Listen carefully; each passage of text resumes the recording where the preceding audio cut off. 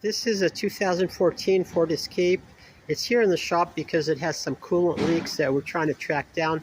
And in this video, I'm going to show you the pressure testing setup that you have to use to find coolant leaks with this vehicle and other similar vehicles. So this vehicle, like many other Ford vehicles, uses a pressurized expansion reservoir, and there is no other coolant neck or radiator neck, and this has a screw-on cap with an O-ring seal. That's what holds the pressure of the hot coolant. So to pressure test the system and find leaks, you have to use a fitting that is compatible with this same cap, and this is one from OEMTOOLS. It just screws on to the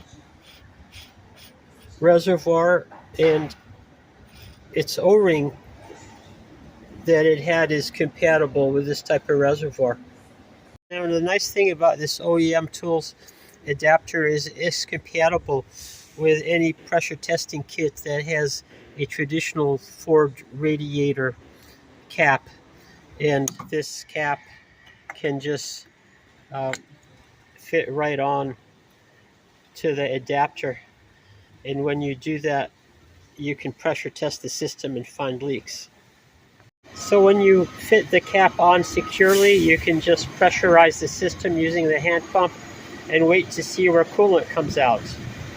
I'll include links to both the expansion bottle adapter and the conventional pressure test kits in the video description. This is my pressure test kit. It's the Astro number 7H58, and I don't think they make this any longer. They've superseded it with a newer one. And this one had a number of different attachments, but it did not have one compatible with my Ford vehicle expansion reservoir. I'll include a link to this or something similar in the video description too. So I hope you've enjoyed this video. Thank you for watching.